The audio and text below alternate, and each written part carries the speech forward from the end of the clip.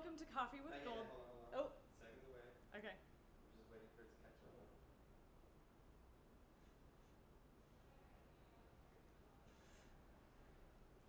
Hi, and welcome to Coffee with Goldstar. Today we are chatting with someone you probably recognize, Lynda Carter, who was the original Wonder Woman. And Lynda's actually kicking off her Long-Legged Woman tour Right. in Los Angeles. Yes. And she'll be performing with her all-star band at the Catalina Bar and Grill this week. Right. And then It is, as opposed to the Catalina Island, it is on Sunset Boulevard. Yes, not to be confused with Catalina Island. And then you're heading to the Kennedy Center in DC, and then to the Jazz at Lincoln Center. Right, in Jazz New at York Lincoln City. Center, and then we also are doing a stop just outside of Nashville at the Franklin Theater, which is a famous theater in Franklin, Tennessee, just outside of Nashville. Amazing. And you're also really proud to have recently written a song for a video game, which most people know very well, Fallout 4. Fallout 4, we wrote 5 songs. 5 songs. 5 songs. Oh my goodness. And one of the songs is nominated for an award. Yes, we are nominated for Best Original Song for any video game, for all video games this year. One of 5 songs, 5 original songs that were nominated. One of them was ours, and it's called Good Neighbor. And I'll be performing that and 2 of the other songs at the with the original band that recorded it out of Nashville. All studio musicians. We'll be doing that this weekend. That's amazing. Actually, one of our viewers was asking that question exactly. Paul was asking if any of the video game songs would be on you'd be performing them on your tour, or if they would be in an upcoming CD. Is that something? You know, that's they also are planned? available on iTunes right now. If you go to iTunes and look up Fallout 4 Lynda Carter, they're available for download right now, so you can get those. But I will be performing 3 of them this spring, so in all my shows. So I'm very excited. It's really thrilling, you know. I mean, to have been asked to do them, submit them, and then have them be used in a video game is really exciting.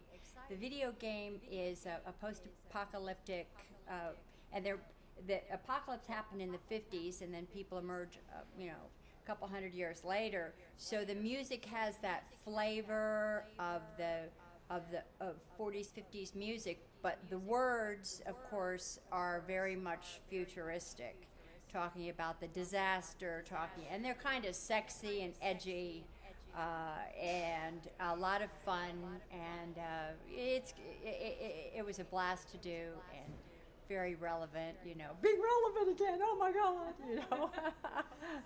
That's great. And you're one of the characters in the game as well. Oh, Magnolia is quite a woman. You can get some information because it's a role-playing game. You can get quite a few different responses from her, get some inside information from her. You can just sit down and listen to her sing. She is quite a woman. She, she stands up and sings. She interacts with people. It was a lot of fun to do. I've actually been doing voiceovers for video games for quite a few years now, and this time it's a real complete character. That's great. So we're going to take it to the viewers to ask a few more questions. Okay. Hillary is asking, Hi, Hillary. what is your favorite song to sing, and why is it your favorite? That's very difficult to say. My favorite songs to sing are usually what I'm singing or what I'm choosing at the moment. I change my show every year because I didn't have hit records, except now. I guess Fallout 4 would be hits. And so I change my show up, I get bored, and I'm already picking songs for next year, and I change up my show every year because I want to do new things, and people come back to see my show every year, so I want to bring them new things. and it's challenging for me. So I have everything from Lone Bellow, Jason Mraz, and Billie Holiday, and the Fallout songs, some old rock and roll, some country, and so it's kind of like putting your iPod on shuffle. It's like oh, I remember that, and then mine goes back to where you were when that was out, or something like that. So it's a lot of fun to do. We have a great time. It's like, if you come to my show, it kind of feels like you're in my living room and we're all sitting around talking and singing, and people get up and dance, and it's a lot of fun. And I have 7 musicians and 3 singers on the stage. So it's not your average, it's not just like a little piano bar type thing. Right. Except Magnolia does that. There is not a big band on her stage. She's a little more self-contained in a lot of ways. Wonderful. Amir is asking, what is the most surprising album or artist we'd find in your music collection?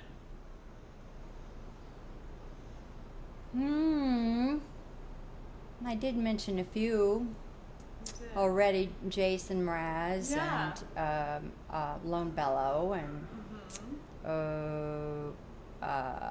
maybe who did Lonely Boy? Black Keys, Willie Nelson, and then you get Billie Holiday, and you'll get a nice eclectic it's mix. Extremely eclectic. It just it is even surprising to the guys I work with, and they're all studio musicians that have played on, their rooms are lined with gold albums and that they've all played on, and where'd you come up with that one? So Aurora wants to know if you have any advice for Gal Gadot, who's playing Wonder Woman in the upcoming film. Oh boy, do I no. I just did. I would never give Gal Gadot any advice at all. This is her time, and it's her. It's an iconic character, and so it's time to. I'm really anxious to see what she does with it. Anxious maybe isn't the. I'm looking forward to seeing what she does with it. So we'll see, and more power to her. And I'm excited for her. And it's not the kind of thing that anybody does, any other actor does for to another actor playing the same character. So I just wish her well. Wonderful. Annie wants to know if you have a favorite memory from your time on the Wonder Woman show. I have so many memories, but I would have to say that the memories that I have on a regular basis are not my own. They are the memories that people bring to me. Like your mother brought out the Wonder Woman picture, the picture of you dressed as Wonder Woman, and then everyone shares it, and they get their own memories, and they share it with me, or someone will send me a picture. Everything from it's seeing the look on other people's faces when they have dressed up. The most original one that I had seen was someone punching through a Dixie cup and making those bracelets, which I thought, that's really good. I really like that one. I hadn't heard that one before, So she's such a universal character, and I really like the look and the connection from other people when they're telling me their stories, and they get such a cool look on their faces, and it's a way for me to connect with you. Andrea asks, as a songwriter, where does your inspiration come from? Oh, When I wrote a song, personal songs about my son, and about watching him grow, that I was doing in my show for a while. And when my daughter went off to college, and how I felt and how she felt and how I remembered her as a baby, and then wrote a very sexy song about my husband when I first met him. And then these were, when I wrote the Fallout songs, they were very specific, which was fun. Instead of a general, when you're doing an album, a general kind of feeling about writing an album, this is being specific was a very interesting prospect. And I think when you're teaming up, it's harder, I think, to write songs in a vacuum. Teaming up with Carrie Marks and John Jarvis, who's John Jarvis is a Grammy-winning songwriter. So I knew exactly what the direction was. And having these two excellent studio musicians and songwriters fill in blanks, and I'll say, I know this is the right direction. This is how we need to go. And then they would come up with some clever turn of phrase, or and all of us collaborated. And collaboration is really where songwriting takes its greatest turn. It's always collaboration, because when you're on the even if you're not on the same page and your mind is open, that's where it really comes out. So Tonio987 asks, besides portraying Rita Hayworth in The Love Goddess, would you consider playing another real person in the future? Well, that's two, Wonder Woman and I think that you have to play every character for real. One of the I had the most fun, I think, when I did Law and Order, because I got to play a bad guy and bad girl, a very sociopathic woman, and you play her for real, because she totally believed that what she was doing was not it's like, well, of course I scam men. Well, I wasn't doing anything. It's like, serial killers justify every moment of their behavior. It's like, well, of course, victimless crime. That kind of thing. And so you have to believe there's a part of you in every. You have to believe it. So in a way that there's a real. I mean, you can't really believe it's real, or you would be insane. So it's hard to play. It's hard to play a real person. I think it's very difficult, and even playing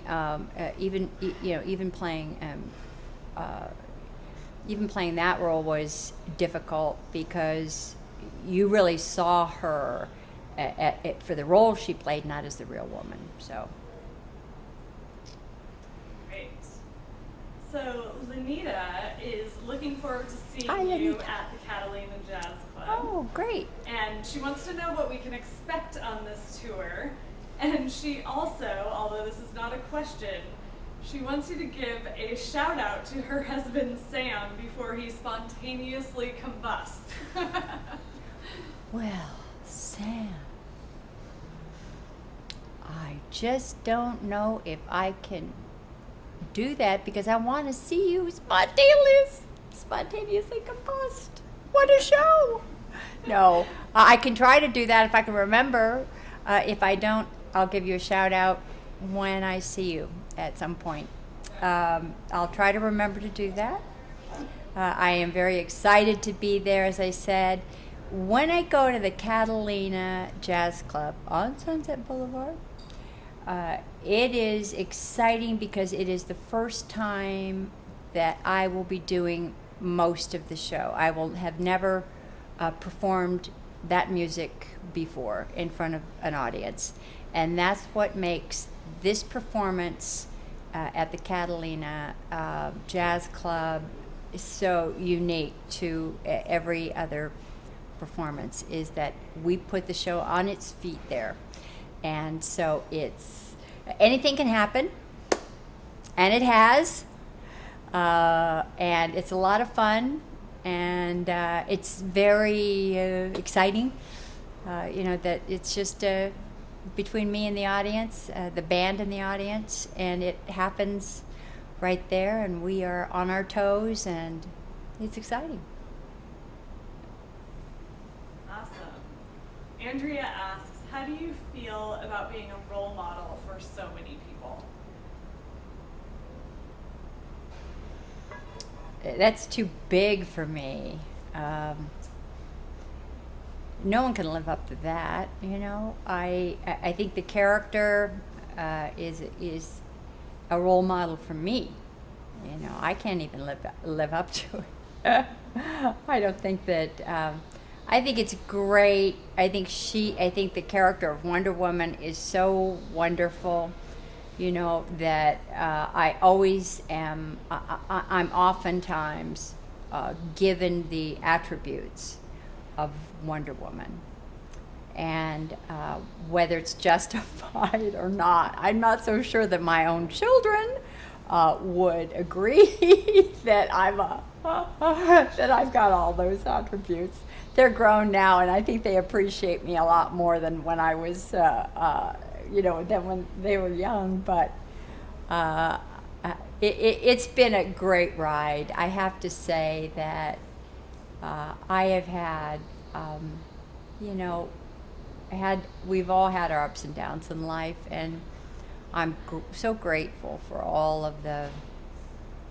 I'm grateful for the ups and the downs. I'm grateful for the people in my life. I think that I am a devout feminist, and that I appreciate every great man in my life.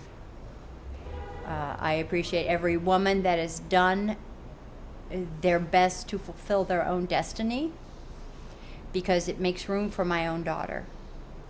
I am proud of every great man in my life, for they have provided room for every great woman in their lives. And I think that just as behind every great man there is a great woman, that behind every great woman there is a great man, and many of them. So I think as long as we work together and do not allow any of this divisiveness and fear and racism and misogyny. If you do like Wonder Woman, if you do like what she stands for, if you do love your mother, your sister, your aunts, your daughters, you don't allow people to call them names. You don't allow people to put their thumbs, or, well, I just don't like them. I don't know why. I just don't like them. They're too tough for me. Make these broad statements about them, whoever they are. Or to use religion to justify angry, fearful, ugly words. That is not a God that I believe in. So, not to be too political, but to say, let's get, there are enough people that don't like us in this world that we should be so divisive. Let's have respect for the presidency as it is, as a whole thing, and not, and not let divisiveness and ugliness ruin us as a country. There are too many people out there that want us ruined anyway. Why don't we stick together and do the right thing? And that kind of stuff. That's what I think anyway. Not that it matters really to anyone what I think. It really doesn't, and I'm not trying to change anyone's mind, except that I think people should be informed and really be informed. Look it up, fact check, instead of allowing branding, whether it's branding with an iron, or whether it's branding to influence you too much. Yeah. And whichever way you go, I think the loyal opposition is the loyal opposition no matter which side you land on. And there should be respect for that. So I'm not saying which side I land on. I'm just saying that have respect for the loyal opposition in a kind way, in a way that works together and not against. That's all. Yeah. And so you've mentioned your children, and Grace is asking, as a parent, what is one thing you think you got right in raising your children, and what's one thing you would do differently if you could? Oh. What's her name? Grace. Grace? I think I'm the most privileged human being to have these two particular people as my children. I don't know how it happened. I mean this with all my heart. I married a guy that is the greatest father in the whole world. My son and my daughter are both a blast to be with. My daughter's finishing up her second year of law school and works hard and is working this summer at a big law firm in D.C. My son is in his second year working in a big D.C. law firm. He finished law school a couple years ago. They're fun, they're smart, they're kind.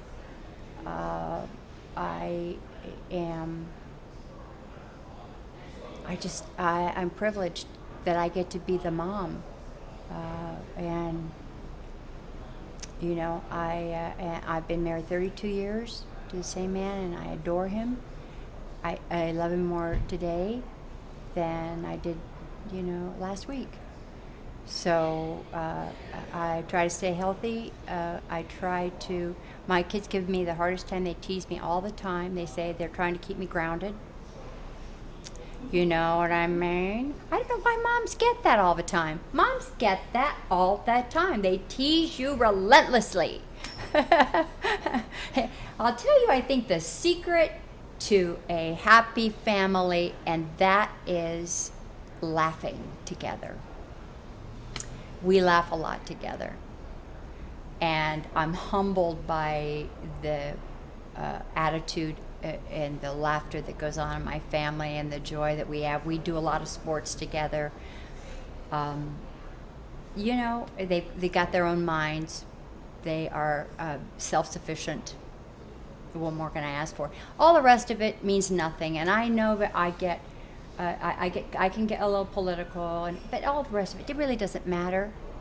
None of it matters if you're healthy. None of it matters if your family is healthy and your family is good. And that's all I care about. I want people to settle down, you know. And I want health and happiness for people. And, you know, I don't want to be goody two-shoes here either, because I can. So Kirsten wants to know, if Kirsten, you hi. could have one superpower, what would it be? Oh, there's no question. I live in Washington, D.C., don't you know? And wouldn't we all like for me to have this? The lasso of truth. I'm just saying, it would solve all of our problems. It would solve, we would have our president lassoing Putin. I like it. Hey, I'll let you borrow it. It would just solve everything, wouldn't it? Yeah. Did you ever see Jim Carrey in The Liar?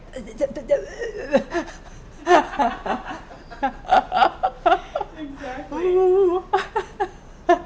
Oh, what a riot. I could just see this political system right now with the lasso of truth wrapped around them. Just picture it. It would be pretty astonishing, wouldn't it? I say, yeah. Good choice. So, final question. Becca Okay. is saying, you look amazing. Where do you get your hair done? Oh, I get my hair done by a very wonderful lady. I've known her for 35 years. We've done a series together, and it all takes about an hour and a half. None of this happens by accident, you know?